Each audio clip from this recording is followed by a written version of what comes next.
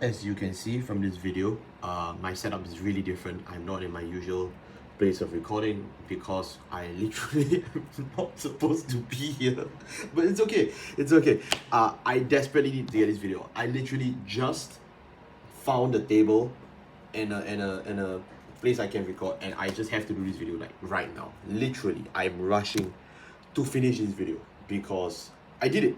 I did it. Thank you all to everyone who also has supported me in finishing this deck. Hell, in in just building this deck, playing this game since 2011. I'm so grateful.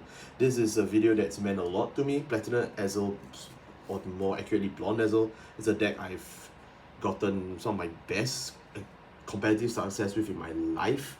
Even it's a deck that I hold to extremely high regard. So there's a reason why I've not done the Platina Ezel video ever since DZBTO9. I sincerely, in all sincerity, I really do feel this way, that I could not do this deck justice, that no matter how much I tried to build this deck, it just couldn't work. I tried it with Catwalla, I tried it with Kriegwell, I tried it with everything on this damn planet you could think of. If there is a version of Platina Ezel you thought you invented, I probably already tested it and thought it was bad. But no, today I'm here to do this video because finally we have an answer. Finally, we have something that actually does what the deck desperately needs to do. Is Platina Ezel saved? That's a different question. But is the deck decent now? Yes. And today I wish to talk about it. Hey, what's going on, guys? I'm Mr. here. Today I am back at long last to do Blazing Lion Platina Ezel.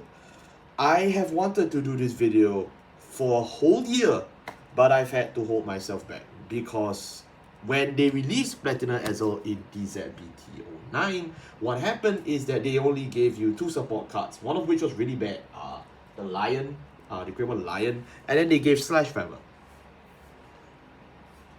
So the thing is, Slash Feather is really good because Slash Feather solves all the problems of Blonde Ezel. Again, if you don't know much about Ezel, it's okay. I'm going to go through the whole thing. Okay, so that's later in the premise section. They gave this. This was the support in DZBTO9, and very frankly, it was not good. I won't lie, it was not good. The fact that if you've seen Dragonic Kaiser Vermilion, the Blood and Glory Maelstrom in DZBTO6, I think the number one question everyone asks is, where's the Searcher? Why did Kidani not create a Searcher? And in fact, it was a topic that brought me much anguish to the point where every Bushiroad event I attended that he was there, I would go up to him and ask him, Kidani-san, why do I not get a Platina Ezel Searcher? And I was like, if you print an EB3 top 7 add a grade 3 Ezel to my hand, I would be very grateful. And I think after me yelling that in his face like 4 times at live events, I think he just gave in. I like to think he just gave in because he was like, okay, I'm getting pestered by this piece of shit. I need to give him what he wants. Like Jesus said, knock and it shall be open to you, something like that. So yeah, now I get a guy that can knock my deck and hopefully find an Ezel in the top 7. I will go through this whole deck from scratch, and I mean that. So if you know anything about the base Blonde Ezel deck, first of all, thank you. I'm very grateful. But you can throw all the knowledge out the window. Sincerely, the whole deck has been reformatted to the point of no return. I will not even link the previous Blonde Ezel video. I'll link the Platina Ezel video that I did for King of Jang. I thought that was pretty funny. But that list is obviously not the same list as this list. This list is obviously a vastly superior list. No pun intended. So I will go through the whole deck with the 4 promo, etc. And I'll explain every skill. I genuinely will explain every skill. I know this comes right off the heels of the Aichi Icon deck profile where I spent 40 minutes yelling at the camera. I will do that again for this one. Mostly because one is another Keter deck that has been with me since the last 15 years. Like, do you guys have friends that have been friends with you for 15 years? Let me know in the comments. But this is also a deck that I've won the most amount of events and my awards with. So very frankly, I have a huge competitive stake in this too. Not that I care about competitive Vanguard for the most part, very frankly, right now, because it's sack or be sacked, right? Deep Lens is sacked or be sacked. So let's get right into this. Again, I will not link any of the old video because I will go through every skill from scratch. Crimson Lion Club Kriff, Knight of Elegant Skills Gareth, Knight of Superior Kills Foreman, and the Incandescent Lion Blonde Ezel. The right deck is not a point of contention. It's not a bad miss. I don't want to play it. No, shut the fuck up. I'm sorry. If you are playing Ezel, you have to play his right line. One, because Bowman checks for Kriff and Gareth in the soul, just like the V series version-ish. Actually, all versions of the blonde Ezel bullshit all check for all three names to be present. So frankly, if you don't want to play all three names, just don't play this deck. Just don't play this deck. But I'll still go through the skills, just so you know. Kriff is your standard Keter Sanctuary starter. Going second, draw one. You don't want to go second. you don't want to go second in Blonde Ezel. I don't think this is a knowledge you guys don't know. This is obviously a go first deck. If you go second, you do die. 90% of these decks formats, 90% of these formats decks will kill you, including Eugene, Deep Lands, Blinding Maya, Hard Lulu, anything you can think of, it will kill you. Even Cristianos. So please just go first. Just do not place that going second at all. Especially against strike deck sets, I don't need to establish that. Knight Icon skills Gareth. When Knight of Superior skills Bowman, rise on top of Gareth. You can search your deck for a copy of Reign Supremo King of Beasts and add it to the hand. And then his Rearguard skill, which you'll never use, is during your turn, if you have a Vanguard with Ezel in its card name, he gets 2000 power. This is Reign Supremo King of Beasts. We'll get to this card later on because it is now a key part of the strategy. If you played Ezel in 2023, yes, 2023, that was 3 years ago, holy crap. This card was probably the worst card in the whole deck. It's been reformatted now that Reign Supreme is probably the core crux of this deck. So I will need to explain this card again later in a whole new light. Because frankly, when I used to win events with this deck, Reign Supreme used to play a completely different motive, but now you don't have to. Now it's actually a very key part of this deck.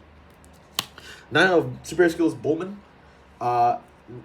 Superior Skills Bowman.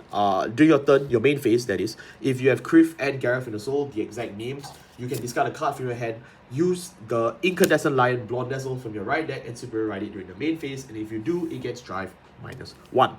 The second Rearguard skill, which I used to use but now don't have to anymore, is that when this unit attacks, if your Vanguard is a grade 3 or greater Ezel, actually no, it's just Ezel in its card name, this unit gets 5000 power, and at the end of the battle, it goes to the bottom of the deck. This is because Ezel plays a lot like Felty Rosa, sadly, where you have to clear your own front row Rearguard so that you can Superior call to the front row when Ezel attacks a grade 3 or greater opponent.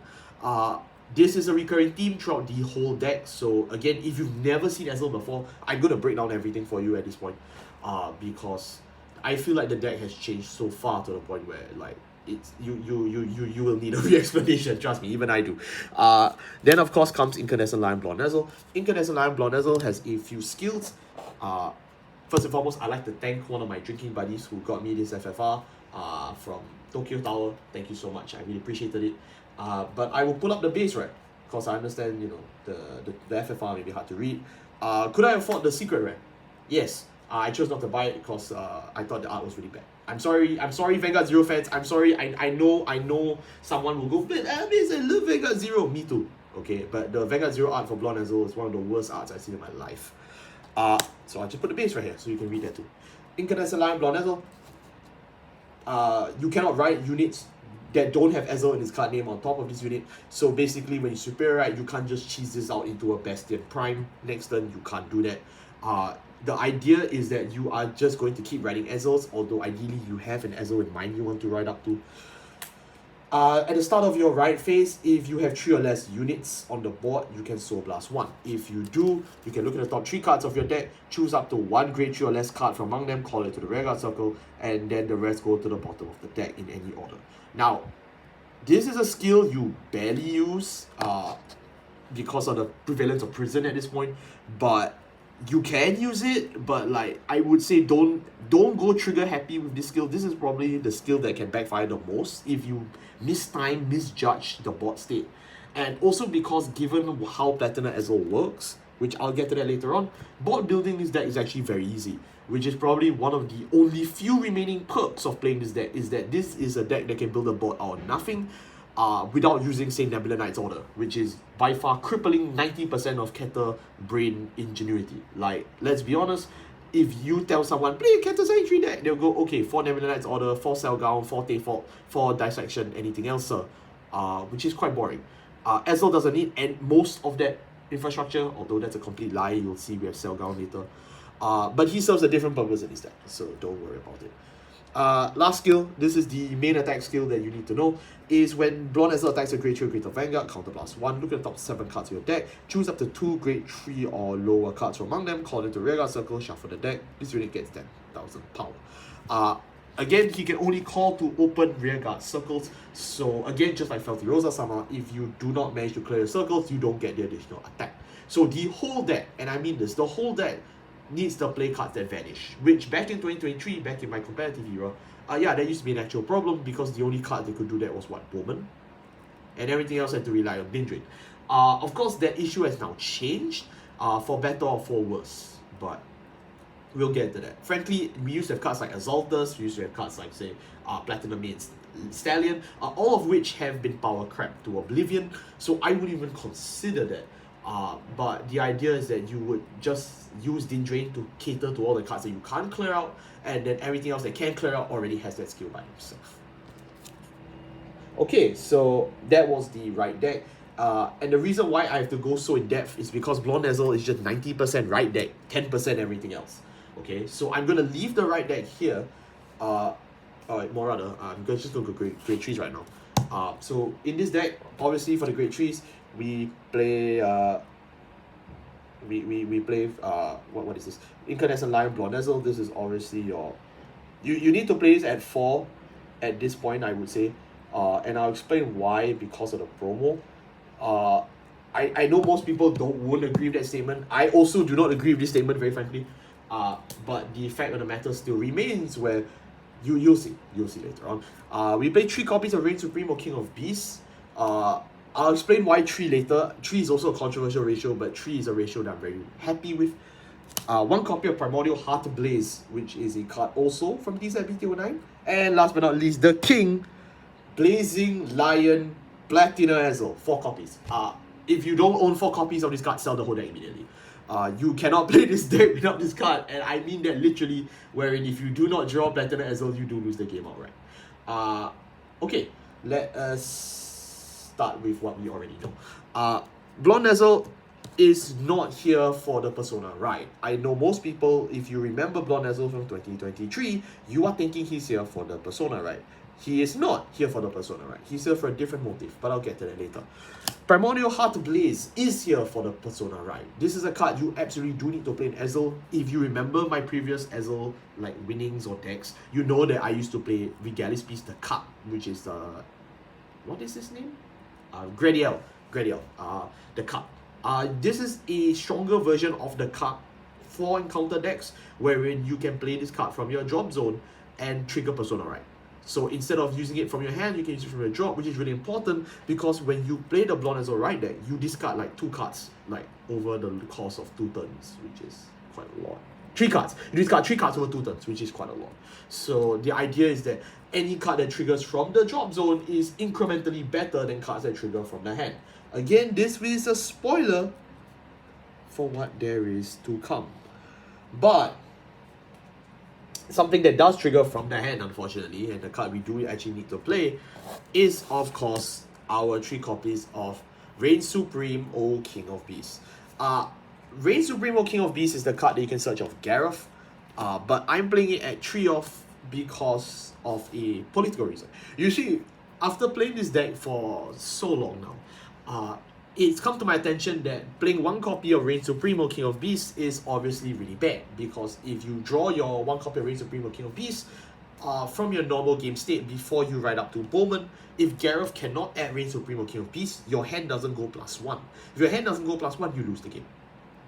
I know that sounds silly, right? You go, but Ahmed, it's just a draw 1. No, you don't understand. This deck needs its hand so badly that if you don't trigger this Gareth skill correctly, you will lose the game. So I said, alright, what about 2 copies then? And the problem with 2 copies was that, you know, if you draw 1 and damage check 1, you lose the game. Yes, I'm really not kidding. That is the mentality why you have to play 3.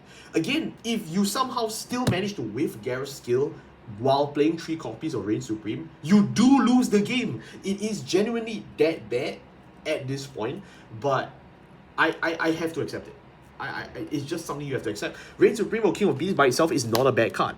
What it says is that you play this card as an order card while you have an Ezel Vanguard. Look at the top 7 cards of your deck, choose up to 1 grade 3 or less card from among them, call it to a Vanguard circle, then unit gets 5,000 power, then you shuffle the deck. So it is just like a Nebula Knight's Order, but it's in archetype, right? And it gives you a free 5,000 boost, which is important especially for cards that restand like Dindrin.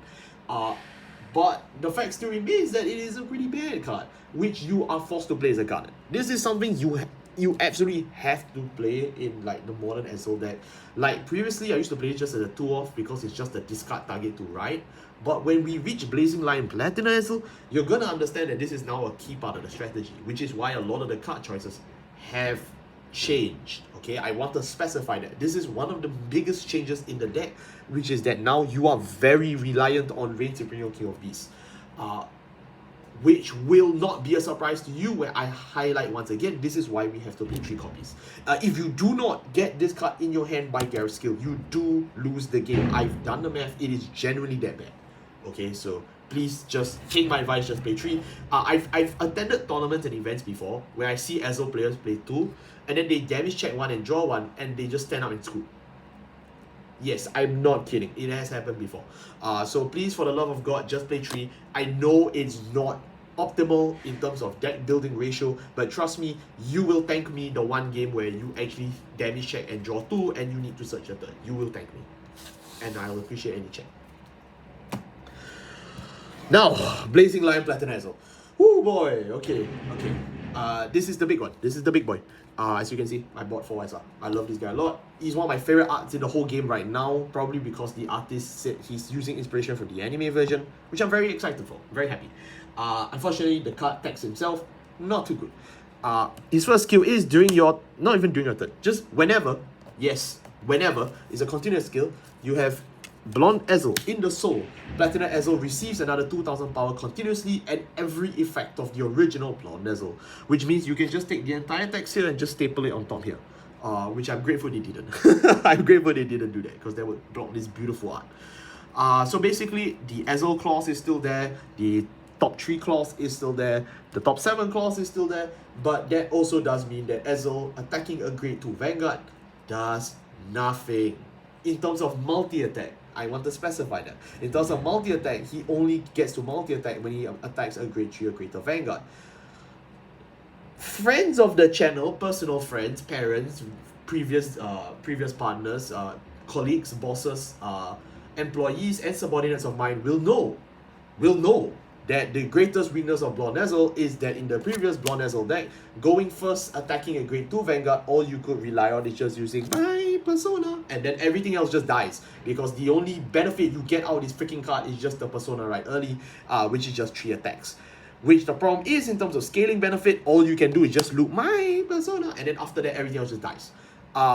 Platina Ezel kind of trades off that problem with a different problem.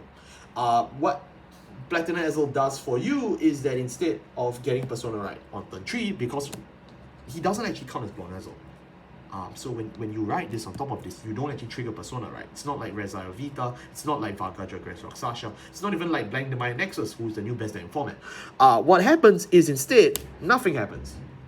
Nothing happens, okay? And you still get one big skill as an activated skill, which I will hold up to it here. You get one activated skill, which is this one right here, and then everything else is just good luck and good riddance, okay? But the thing is, this skill is not terrible, so we'll explain it. Counter Blast 1, or move a Ezel from your rearguard into your soul. Okay, that's the cost. You can pay this cost once per turn with a Counter Blast 1 or move an Ezel into your soul, which again is one of the main reasons why we play so many copies of Blonde Ezel. It's because now he's just a Maelstrom Gunner.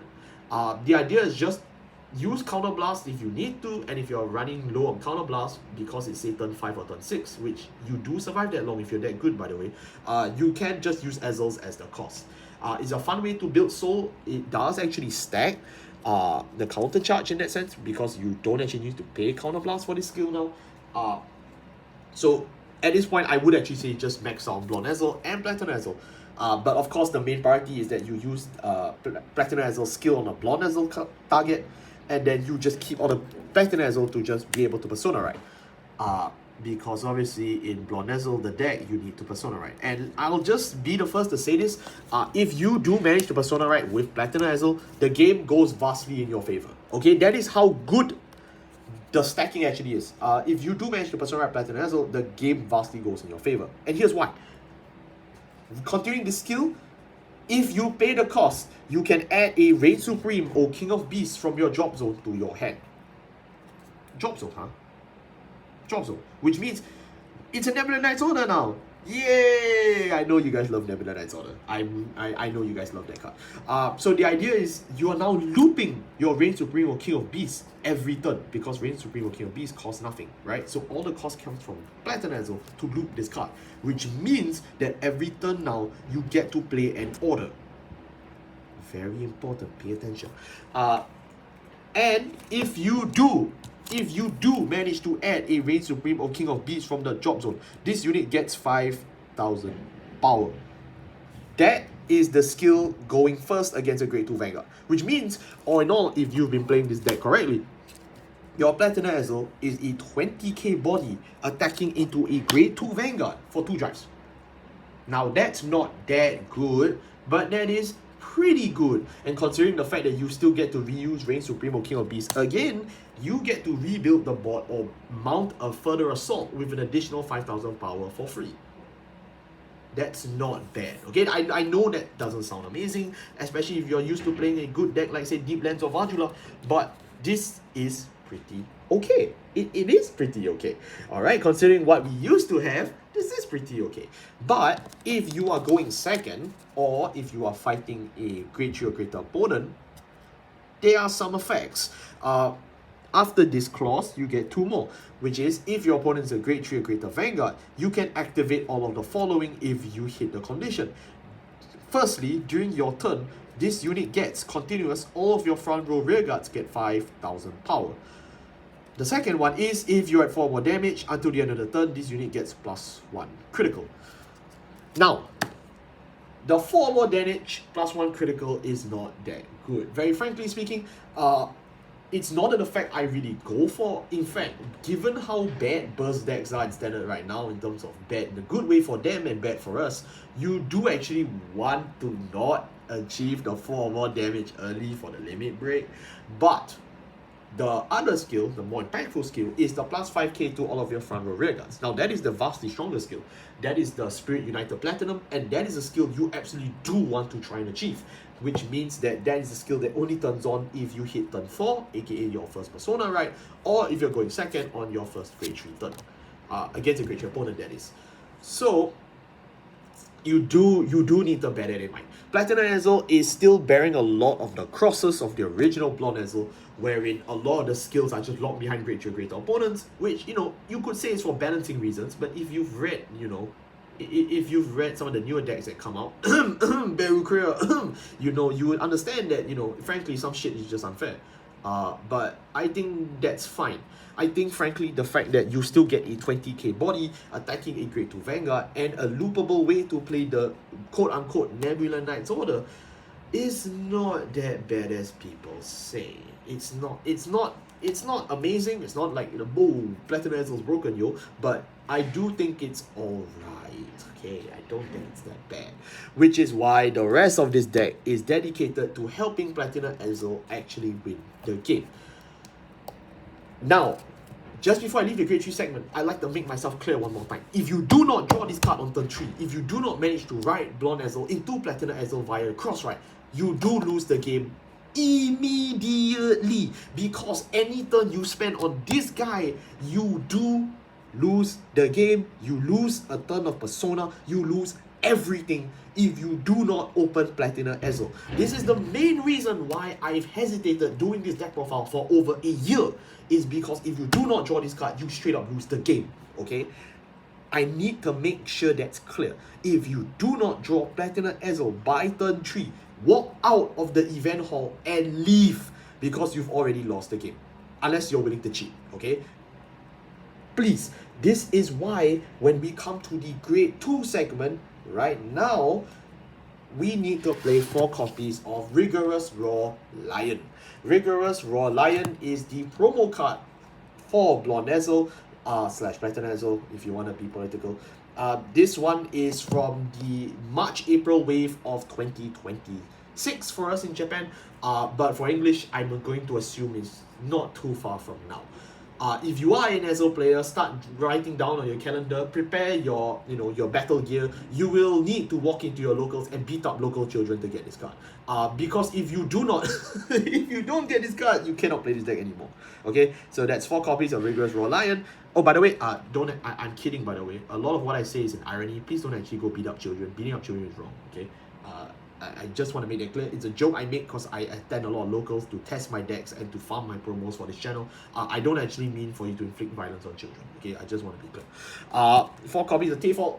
Yes, we have to do this now. 4 copies of Slash Feather, because Slash Feather is a really good card. You would play it. And 1 copy of Bowman.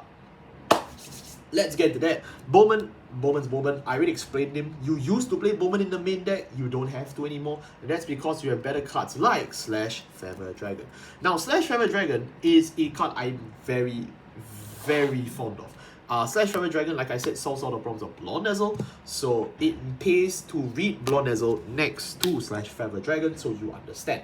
Slash Feather Dragon, during your turn, if your Vanguard's a grade 3 or greater Ezel, he gets his effects. So that means you can't use this effect if you're, on something else. Not that it matters, but, I should just say that. When placed on a Vanguard circle during your turn, you can get one of the 2 effects if you pay Counter Blast 1. 1. Choose one of your Incandescent Lion Blonde Ezels on your Vanguard circle and change his drives to 2. Or the second effect, draw 1 card. Now, changing Blonde Ezel's drives to 2 sounds weird because he has the twin drive icon, right? You can see that, right? Why would I need the twin drive? Because Bowman puts you at drive -1 when you superior, right? He gives you the summoning sickness, which means you don't actually have a way to plus cards back to your hand when you discarded 2, which is why playing Blonde Ezel is one of the worst experiences on planet Earth, because you are at a detriment of hand size overall. That being said though, now with Slash Feather, you can cure Ezel of his summoning sickness and allow Blonde Ezel to go wild on turn 2. Very important. There's a reason why when DZBTO9 released, people used to say, oh, you can just, just throw Platina Ezel out of that. Just play pure Blonde Ezel and play Slash Feather. It was that sad of a time. If you remember how sad of a time that was, leave a comment. I'd love to talk to you. You do need to play that 4. Again, if you don't play Slash Feather at 4, please don't play this deck. Please don't play this deck. Please. You don't understand. This is that incremental of a card for Blonde Ezel, wherein if you do not open Slash Feather on turn 2, okay, you don't auto lose, but your chances of winning do drop by like 90%. You absolutely do want to see this card as early as possible because he's just that friendly and he's so helpful. Look at him, he's got such a nice smile, such a brilliant smile. I wonder who his dentist is. Second skill is when this unit attacks a grade 2 or greater opponent, it gets 5000 power until the end of the turn. If you do, this unit returns to the bottom of the deck at the end of the battle. Then, if you want, you can Energy Blast 3 and draw 1 card. Again, this is a skill that only triggers on the grade 2 or greater opponent, which is fine because this is how you clear the board for Blonde Ezel's multi-attack skill. It having EB3 draw 1 as a gun cycler is appreciated, okay? It's a skill that you would use if you can use it, but we do have a much more dangerous energy user coming up later, so just bear that in mind. That being said though, Slash Feather Dragon is definitely one of the best cards in the Ezel deck for all the right reasons, okay? A lot of the cards in this deck are here for the wrong reasons but work optimally. Slash Feather is a card you generally do want to play out of enjoyment for the right reasons. So please play that 4. And the reason why I have to stress for the right reasons is because we do harbor some war criminals here. And that is Forefront Knight T-Fault at a 4 off. Now, T-Fault is a card I previously did not play in Blonde Ezel. And I know what you're thinking, but Amiz, why must I play it now? And that's because of something I mentioned earlier. That is, Platina Ezel allows you to play an order card every turn as part of the gameplay. You know what that means. If I have to play an order card every turn as part of the gameplay, I have to play this. It is unfortunate. I would not lie. I would prefer not to. Okay, I don't like T-Fault. I think T-Fault's influence on Keter Sanctuary is a huge political bane to this deck. And nation identity. I do wish that Keter players would just stop being Keter players at this point, but I'm sorry, it is just baked into the cake. I have to tell you, you have to play this. Now, if you cannot afford default, you don't need to worry. You can just not play default. But again, because I am vouching for this deck from a competitive standpoint, I have to be honest, right? Default does a lot for this deck in terms of going through the top 5 cards of your deck and calling one when you play an order, and being a 20k beat stick. She does do a lot for this deck. The thing is, the only weakness Default has is that she doesn't actually clear herself off the board. If you notice, she doesn't have the skill to evade herself at the end of the battle. So this is where Din Drain comes in. You need to use Din Drain to board that Default. Okay, that's how this deck works. Or just don't call Default. I understand Default is a pick that's quite controversial, and a lot of people will not like it. I myself do not like it, but if you want to play with the big boys, if you want to get a chance to swat down Blank the Mire, you have to do as I say. I'm sorry, you have to play this. So yeah. Or if you cannot afford this, again, please don't buy it. It's okay. This is one you don't need to buy, because they'll find some stupid ass way to get another board builder into Ezel or Keter Sanctuary, and then they'll just power creep Default. So you don't need to worry about that. But someone you have to buy is Rigorous Raw Lion. Rigorous Raw Lion is the card that Armin004 has been harassing President Kidani for the last 10 months. And finally, Kidani has broken down and agreed. So thank you, Mr. Kidani. Rigorous Raw Lion is a promo card that doesn't count itself as a Gold Paladin, very sadly. But he is still Keter Sanctuary, I guess. And he has 2 effects. Okay, he has 2 effects. I bought some of the non-foil just so I can read this in front of the camera. Here we go. From the drop zone, if your Vanguard is a grade 3 or greater Ezel, you can pay Energy Blast 3. If you do, look at the top 7 cards of your deck, search up to 1 Ezel card from among them and add it to the hand. Then put this card back to the deck and shuffle. Drop zone effect. That's right. Remember I said previously, cards that trigger from the drop zone are worth more than cards that trigger from the hand or field, because this is a deck, Blonde Ezel, where you discard a lot. So it comes as no surprise that obviously having a searcher that triggers from the drop zone is pretty good. Right? I won't lie, it is pretty good. And it's necessary. Because if you're telling me I need to fit this on a board with Default and Slash Feather, I would be very upset. Okay, we have very little board space at this point in time. So, give me a break, man. Give me a break. But if you do find yourself out of board space and you need to call this guy to the back row, don't worry, he has that prepped as well. Continuous effect. If your Vanguard is a grade 3 or greater Ezel, this unit gets boost. If your opponent is grade 3 or greater, he gets another set of effect, which is at the end of the battle that this unit attacks or boosts. When this unit attacks or boosts, you can give him an additional 5,000 power. If you do, at the end of the battle that he attacks or boosts, you can move it to the soul. Yes, he doesn't go back to the deck, he goes into the soul. And I know what you're wondering, Ames, why are you stressing that? That is because if you move it into the soul, you can trigger the effect of your Blazing Lion, Platina Ezel, and Soul Blast 1. And if you do Soul Blast 1, you put him into the where? The drop zone. Hallelujah! It is just that simple. Which is why it shocked me when they printed the Felty Rosa double rare last year, they would have a guy that triggers from the drop zone go back into the deck. Why does it do that? I don't know. But, the fact that this one moves into the soul means that, Kidani actually listened to me yelling at him at the top of my lungs, and he was like, okay, we gotta make this card playable. And letting this card move from one zone to another without actually hindering any gameplay, it is pretty good. Unlike, say, Kashin, where, Kashin has to fill a rearguard circle, which is really bad for Vermilion because she's a really bad rearguard.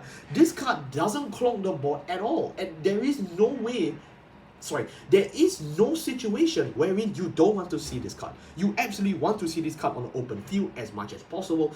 And, you want to trigger its effect to search your deck for, the card that lets you play the game. Because if you don't have the card that lets you play the game, you lose the game. It is that simple. It is that simple, ladies and gentlemen. This is why I'm willing to do this deck profile now, because finally, at long last, you have a mechanism to add a Ezel to your hand.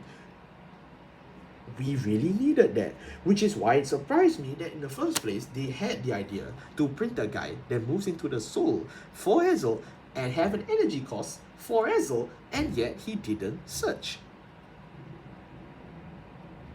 Look, I'm not gonna go into the guys promos are necessary for Vanguard conversation. I think there is positives and negatives to that discussion, but let me be clear. If you print the card that says you need to open this card to win the game and print no way to search it,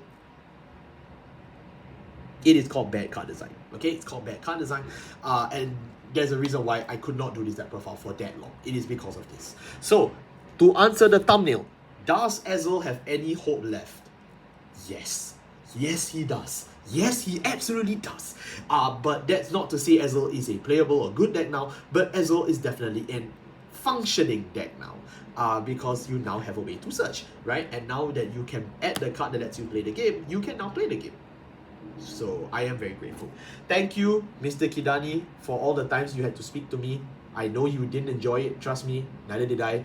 But thank you. Thank you for the bottom of your heart for printing this. I am vastly grateful. Now, if you can print a good Vermilion promo in the style of Onslaught Surf Dragon, I would be very happy. I would be there. I would be cheering for you. I would run up to you and hug you at Divanga Side 2026. I would just be so grateful. Alright, thank you so much. Now, moving on to the great ones. This is where it gets very fast. Gareth, friend of the channel, Gareth. This is the right deck copy of Gareth, so, you know, if you forgot what's in the right deck, just scroll back another 30 minutes. I guarantee you, you'll find it. That's how long this video has been. For Perfect Guard, don't play Sanctitude because, one, your hand size in this deck is really bad, and two, you may actually call this as a rear guard in some situations. This deck really is that bad at some points. If you want to fit in Sanctitude, you can. I don't think it's impossible, but you know, if you do use the Superior Call effect and get Sanctitude, you do lose the game. Okay?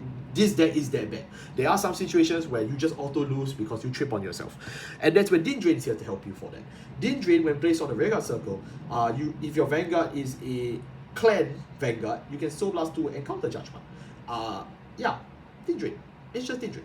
The second skill is the skill for Ezel, which is at the end of battle, this unit boosts. If your Vanguard is an Ezel unit, you can choose the unit in the same column as this card and put it to the bottom of your deck and stand Din Drain. So Din Drain, basically for a net -1, is a restanding booster and gives you the effect to clear the front row rearguard circle. Din Drain is the only way in which you can clear your front row rearguard circles without them killing themselves or moving themselves to the bottom of the deck. Catwalla. So do play this at 4. I understand that you only really need 2 Din Drain to play this game, but listen, if you don't open Din Drain, it is pretty bad. You don't lose the game, okay? Notice I didn't say you lose the game. It is pretty bad. But you know, just try to draw this card, please. I beg you. Selgown. I know everyone start booing now. Boo, Rezael. Boo. Why is Selgown in his deck? Previously, I've said before that Selgown has no place in Ezel. So why has Ames gone back on his political word? Well, my dear viewer, yeah. Look, I hate to break it to you. If you get to play an order every turn and you want to play this deck competitively, you have to play the cards that work with the order every turn. And the cards that work with the order every turn are all the stupid generics that are all worth $50 a piece and force you to have to, you know, play an actual war crime deck. Do I want it to be this way? No. But that's just the name of the game, right? And the thing with Reign Supreme is that Reign Supreme cannot be counterblast denied, unlike Wisdom of the Beginning, which I used to talk about in my previous video on how to beat Keter Pile. Links in the description. But you know, now that you get to enjoy the benefits of Keter Pile without running into a CB lock issue, you should just do it. Yeah, okay, I can't say it that way. Not you should just do it. If you can afford to do it, please do it. But if you can't afford to do it, don't do it, okay? But trust me when I say your life gets so much better if you can play Selgown in this deck because you are an order-based deck now.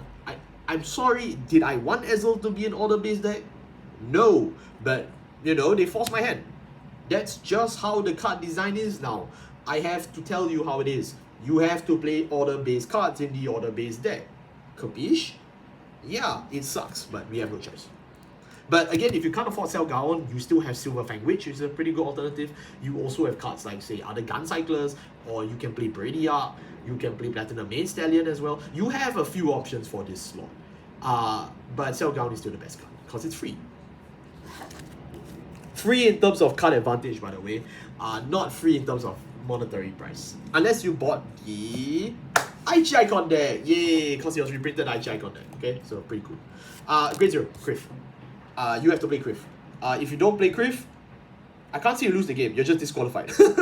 Because it checks for the name, okay? That's how this deck works. There's so many choke points of this deck. I don't get to choose. We play 4 effect draw. Ezel is a deck that has really poor hand size, just like Vermilion now. And also you do take damage a lot. you do take damage a lot.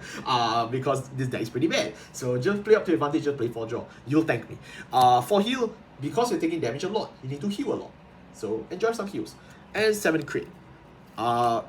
It's just critical triggers, just try and kill people. Velnot as the over trigger. I've always spoken up for Velnot as the Blonde Ezel over trigger. Frankly, I just believe it's the superior over trigger.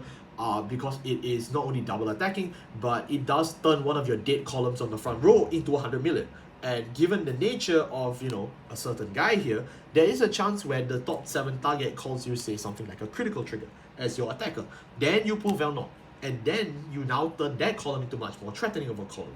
Versus if you play something like the blue over trigger, where sure, you can still get 100 million, but, you know, that's all it does. It's just 100 million to crit. And you don't really need more cards in this deck. You need more offense.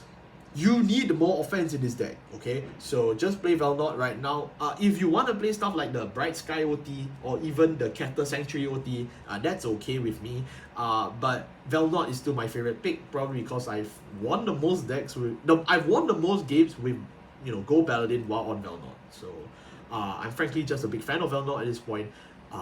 If they do release another Gold Paladin deck, you can be assured I will play Velnot in that deck as well.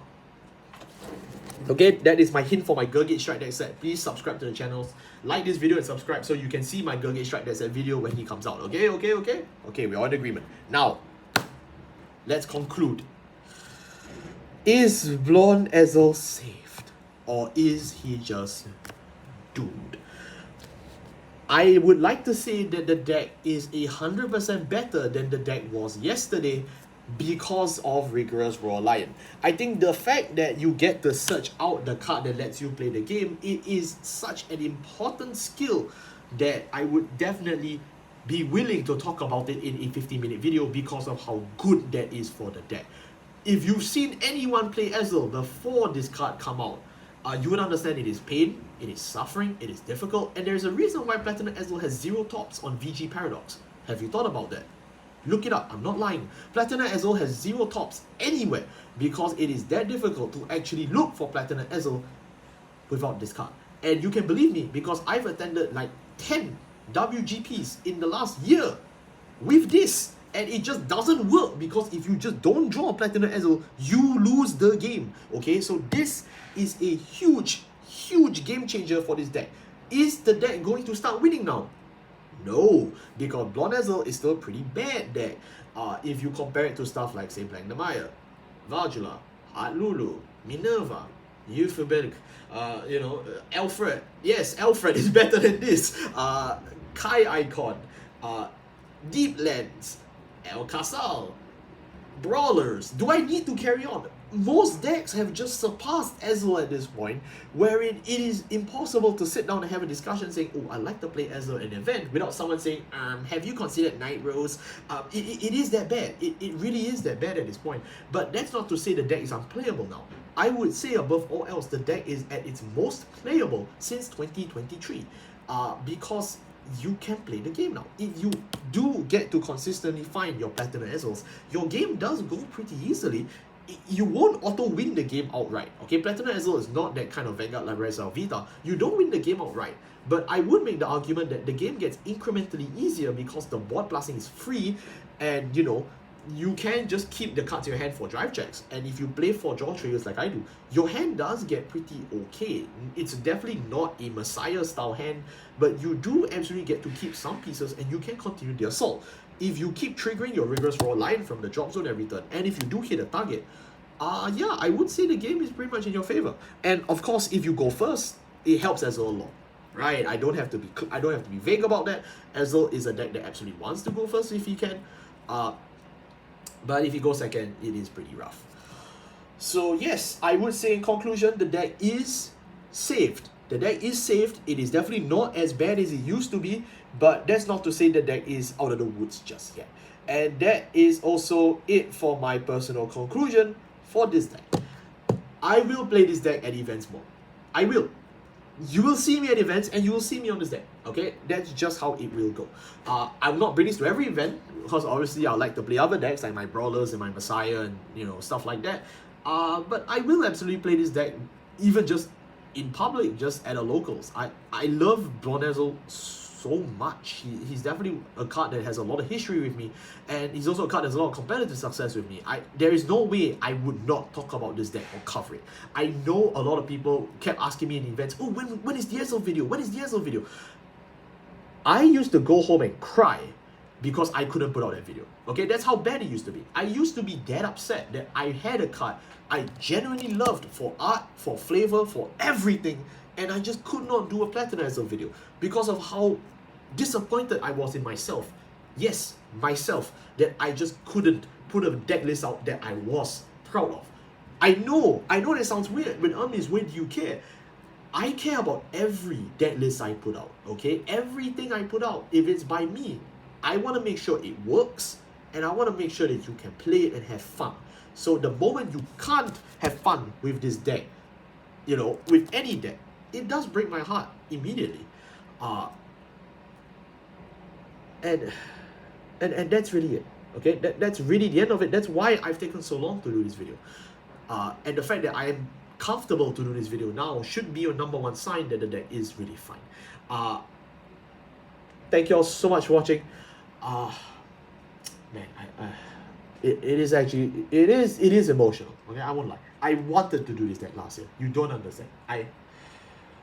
I'm just thank you, Kidani. Thank you, Jesus. Thank you, Jesus. Right, for letting me finally have the chance to do this video.